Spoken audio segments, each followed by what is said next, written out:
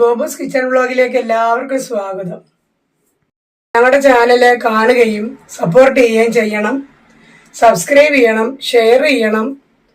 Video ഇഷ്ടപ്പെട്ടെങ്കിൽ like ചെയ്യണം. എടുക്കാമല്ലേ, കുറച്ച് ദശപുഷ്പം പറിക്കാം. ഇപ്പം മഴയില്ലല്ലോ, പിന്നെ അങ്ങോട്ട് മഴയാവും. ഭയങ്കര ഇറങ്ങാൻ പറ്റൂല പുറത്തോട്ട്. ഞങ്ങളുടെ വീടിൻ്റെ പരിസരത്ത് മുഴുവൻ വാഴ നട്ടിരിക്കുവാണ്. ധാരാളം കൊലയുണ്ടാകുന്നുണ്ട്. വാഴ ഈ മണ്ണിൽ നല്ലപോലെ ഉണ്ടാകും. നല്ല പച്ചപ്പാണ്. പിന്നെ ശുദ്ധവായു കിട്ടുകയും ചെയ്യുമല്ലോ.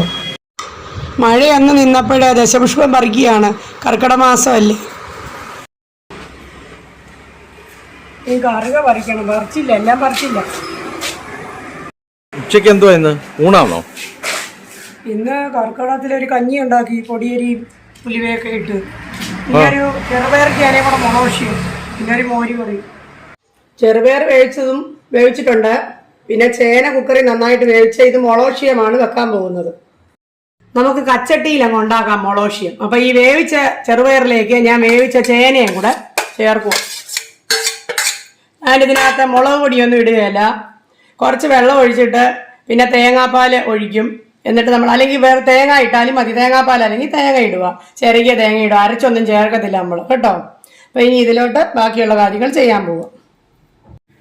ഇതിലേക്ക് നമുക്ക് ആവശ്യത്തിന് ഉപ്പിടാം. നമുക്കിതിലേക്ക് 2 പച്ചമുളക് ഇടാം. കുറച്ച് നല്ല നാളികേരം അങ്ങോട്ട് തൂകുക. തേങ്ങാപ്പാലൊന്നും വേണമെന്നില്ല. ഇതിങ്ങനെ തൂകി അങ്ങോട്ട് ഇളക്കി ഒന്ന് നന്നായിട്ട് തിളപ്പിക്കുക. നല്ലപോലെ തിളയ്ക്കുന്ന മുളോഷ്യത്തിലേക്ക് ഒരു അതള് കരിവേപ്പില ഇട്ടു. പിന്നെ നമുക്ക് ഒരു സ്വല്പം വെളിച്ചെണ്ണയും കൂടെ ഒഴിക്കാം. നല്ല പച്ച വെളിച്ചെണ്ണ. ഇതാ റെഡി ആയിട്ടുണ്ട്. കർക്കിടക മാസത്തിൽ പഥ്യത്തിന്റെ ഭാഗമായിട്ട് നമ്മൾ ചെയ്യുന്ന ഒരു മോരുകറിയാണ് ഇത്. ജീരകപ്പൊടി, ഇത് കുരുമുളക് പൊടി, ഇത് മഞ്ഞൾപ്പൊടി, ഉലുവാപ്പൊടി, ഉപ്പ് ഒന്നിച്ച് നമ്മൾ കട്ടി കുറഞ്ഞ മോരാണ് എടുക്കുന്നത്. തൈര് എടുക്കരുത്. അതിലേക്ക് കലക്കുകയാണ് ഒന്നിച്ചിട്ട്. അപ്പൊ ഇതിലേക്കെല്ലാം കൂടെ നമ്മൾ ഇടുവാണ്. പൊടികളെല്ലാം കൂടി ഇട്ടതിന് ശേഷം നമ്മൾ ഇളക്കുന്നു. ഈ മോര് കറിക്ക് കടുക് വറക്കാൻ ഞാൻ കടുക്, വറ്റൽമുളക്, ഉലുവ, കരിവേപ്പില, സ്വല്പം വെളിച്ചെണ്ണ ഇത്രയും കൂടെ വറക്കാൻ വെച്ചിരിക്കുന്നു. കടുക് പൊട്ടിയതിലേക്ക് നമ്മൾ ഈ മോരൊന്ന് ഒഴിക്കാം. ഒന്ന് തിരിയരുത്. തീ അങ്ങ് ഓഫാക്കിയാലും കുഴപ്പമില്ല. ചെറിയ ചൂടിൽ ഇങ്ങനെ നമ്മൾ ഒന്ന് കുറുക്കി ഇങ്ങെടുത്താൽ മതി.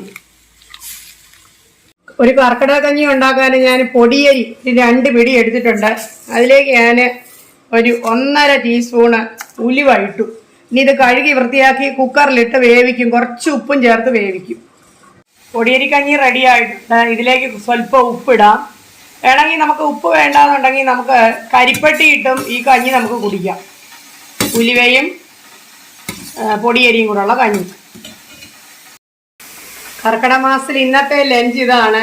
കഞ്ഞി, ചെറുപയറും ചേനയും കൂടെ മുളകൊഴിയം, പിന്നെ വളരെ സിമ്പിളായ മോരുകറി. ഉള്ളിയൊന്നും ചേർക്കരുത് ഇതിനകത്ത്.